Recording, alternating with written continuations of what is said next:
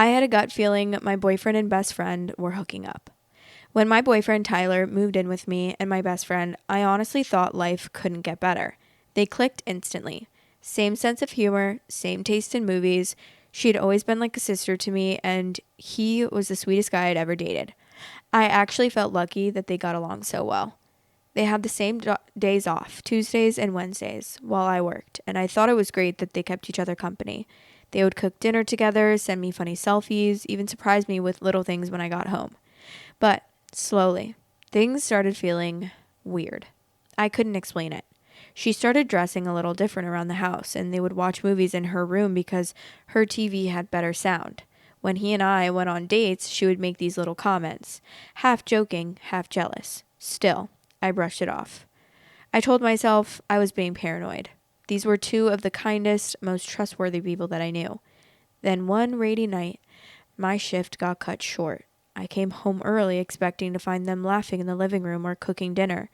Instead, the lights were low, music was playing, and her door was halfway open. I don't even know what I felt when I saw them. Shock mostly, like my brain couldn't catch up. They both looked at me, totally frozen, and I just walked out. I didn't scream, didn't ask why. I didn't need to. The weird thing? The minute I left, that horrible anxiety I'd been carrying for weeks was gone. Like my body already knew the truth long before I let myself believe it. That's insane. Someone said, "How are you feeling now? Are you able to move out? They're going to love bomb and gaslight their way out of this. Don't let them. Tell all of your mutuals. If you don't talk, they'll change the narrative and make you the bad guy." Okay, there's an update, so we're going to read the update. I didn't want to explode or cry in front of them. I needed space to process. I went to stay with my parents for a while because, honestly, I just felt so betrayed and broken. I bed rotted for a week and almost got fired. After a few days, I knew I had to go back and talk. Not to yell or scream, but to get some closure and to get my shit. To end things like a grown-up and maybe find a way to mend that friendship.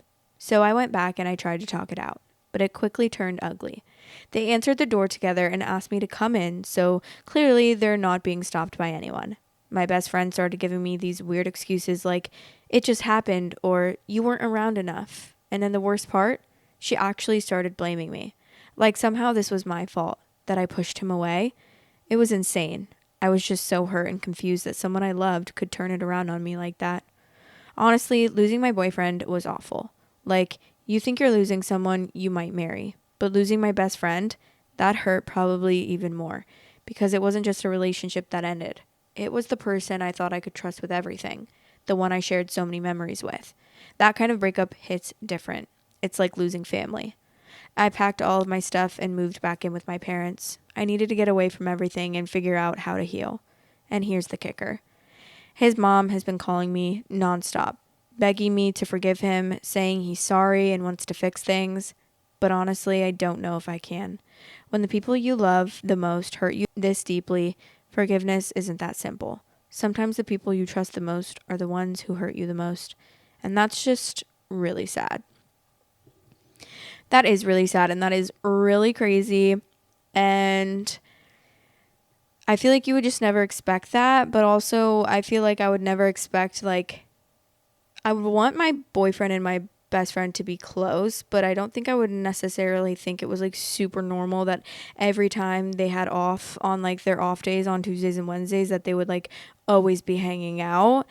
Like, I don't really see why that's necessary, and that's not even because like I don't like I think it's fine, like, oh yeah, have lunch together or hang out like once in a while, but I think that it's like definitely weird if you're like always hanging out and you're not doing things like what you should be doing other things on your days off of work. I feel like there are so many more things you could do. You could run errands that you don't get to run when you're working, like you could clean, but it seems like they were just hanging out all the time, which is just weird to me. Someone said, "That's heartbreaking, wish you knew the best." His mommy calling while he's still in bed with the best friend. That's some high level mama's boy right there. If there's a ranking, he'd be a 3rd-degree black belt. Wait, what? I don't remember. I didn't see anything about the mom. It is crazy that she's like saying maybe she can mend the friendship. Like, girl, don't mend the friendship ever. Do not mend that friendship, girl. I promise. Nothing is worth, that is not worth ever mending a friendship over. That girl is trash. The guy is trash. They're both trash. They deserve each other, and they're probably going to end up dating and cheating on each other, anyways.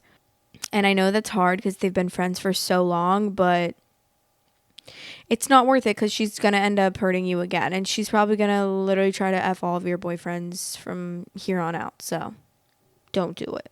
Don't do it, girl. Love you guys. Thanks for watching. Please like, comment, and subscribe.